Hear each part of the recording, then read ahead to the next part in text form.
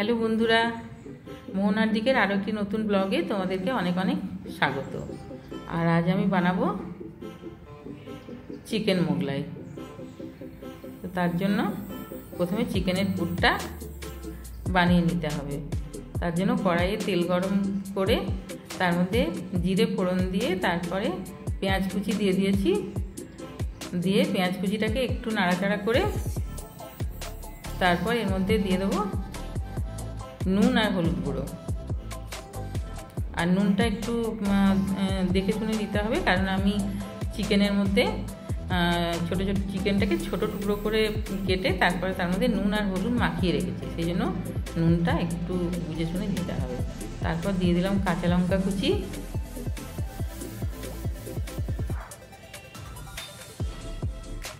এরপর চিকেনের টুকরো যেগুলো আমি করে রেখেছিলাম সেগুলি দিয়ে দিলাম। এগুলিতে নুন হলুদ আর লেবুর রস মাখিয়ে এটা ম্যারিনেট করা ছিল প্রায় 3 ঘন্টা মতো। এই জন্য এটা সেদ্ধ হতে খুব বেশিক্ষণ লাগবে না। তারপর এর মধ্যে দিয়ে দিলাম জিরের গুঁড়ো আর ধনের গুঁড়ো।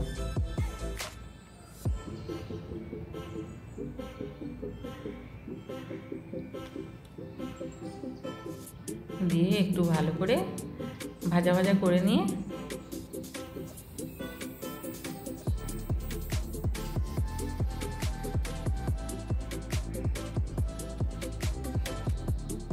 তারপর দেব এখানে আদা রসুনের পেস্ট আর তার সাথে একটু লঙ্কার গুঁড়ো দিয়ে ভালো করে এটাকে কষিয়ে নেব, যাতে মশলার গন্ধ না থাকে, কাঁচা গন্ধটা যাতে চলে যায়। আর এটাতে জল দেওয়ার দরকার নেই, এটা এমনি ভাজা ভাজা করে আর চিকেনের যে জলটা বেরোবে ওতেই এটা হয়ে যাবে। তারপর এর মধ্যে আমি দিয়ে দিলাম ব্রেড ক্রাম্ব ওই বড় চামচের ওই 4 চামচ মতো দিয়েছি।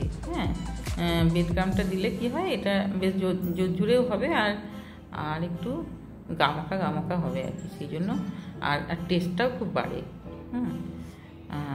ব্রেড ক্রাম্বটা যখন ভাজা ভাজা হয়ে যায় তখন এটার মধ্যে একটা আলাদা টেস্ট আসে। তারপর এর মধ্যে দেব আমি টমেটো সস, খুবই অল্প দিয়েছি টমেটো সস, দিয়ে ভালো করে মিশিয়ে নিয়ে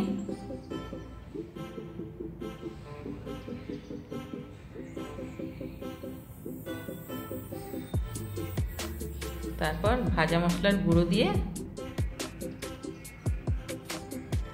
ভালো করে নেড়ে চেড়ে তারপরে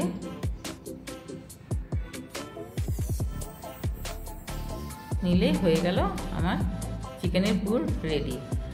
তো তারপরে আমি ময়দাটা মেখে নিচ্ছি। ময়দাতে আমি নুন দিয়েছি আর দিয়েছি 4 চামচ তেল। এখানে আমার 300 গ্রাম মতো ময়দা আছে।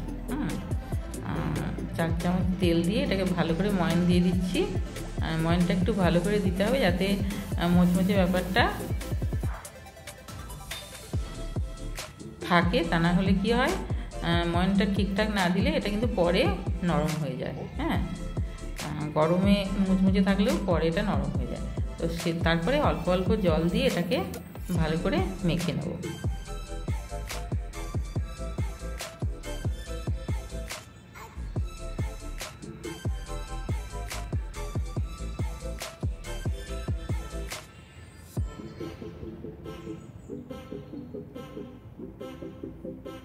আর ময়দাটা মেখে আমি 10 মিনিট রেস্টে রেখে দিয়েছিলাম। তারপরে এই যে এখন একটু ময়দাটাকে ভালো করে মেখে নিচ্ছি আরেকবার। তারপর এর থেকে লেচি কেটে নেব। আর এদিকে 2টো ডিম ফেটিয়ে নিয়েছি, পেঁয়াজ আর লঙ্কা কুচি দিয়ে দিয়েছি তার মধ্যে, আর একটু নুন। তারপরে এই যে একটু বড় বড় সাইজেরই গোলা বানাতে হবে, যাতে রুটি বেলাটা যাতে একটু বড় হয়। আর পাতলা করে বেলে নিয়েছি আমি। যতটা পাতলা হয়েছে ততটাই বেলেছি, কারণ এর থেকে বেশি পাতলা হলে কি হবে, ওটা ছিঁড়ে যেতে পারে।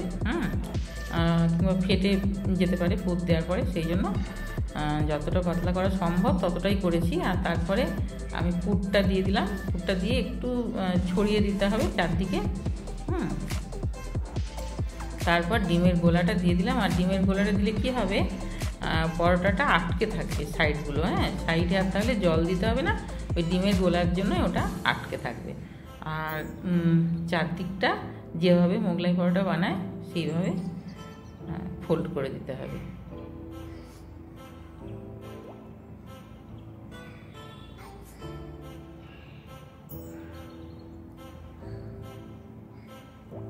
দিয়ে তারপরে এই যে ফ্রাইং প্যানে আমি একটু বেশি তেল দিয়েছি, এবার তেলে একটু ভালো করে এটা ছাকা ছাকা করে ভেজে নিতে হবে, লাল লাল করে।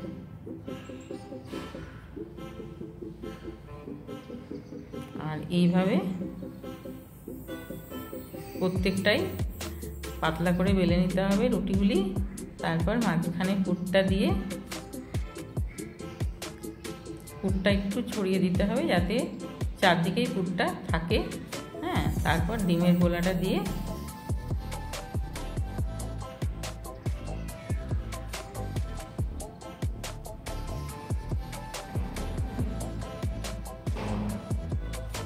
চারদিক থেকে ফোল্ড করে নিতে হবে।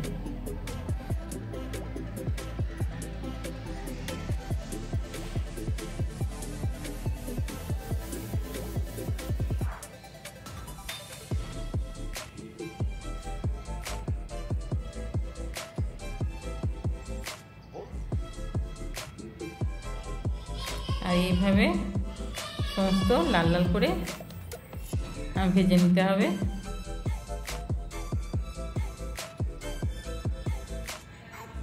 এই যে দেখো, দেখতে খুবই সুন্দর হচ্ছে এগুলি। আর বাড়িতে বানানো জিনিসের তো একটা আলাদা ব্যাপার থাকেই, হ্যাঁ, আর টেস্টটাও সেরকম ভালো হয়।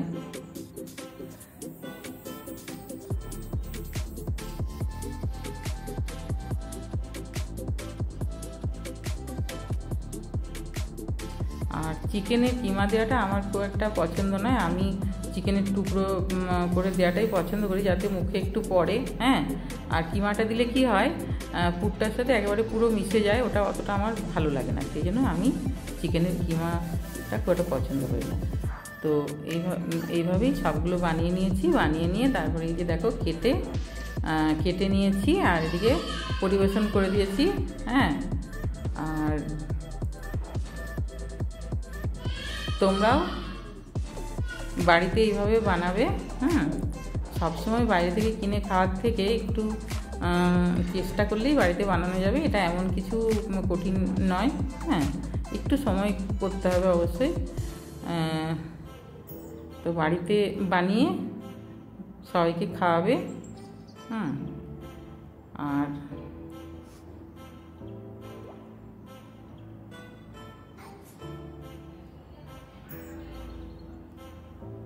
সবাই খুব ভালো থাকবে। যদি আমার ব্লগটা ভালো লাগে তাহলে একটা লাইক দিয়ে দিও। আচ্ছা, বাই।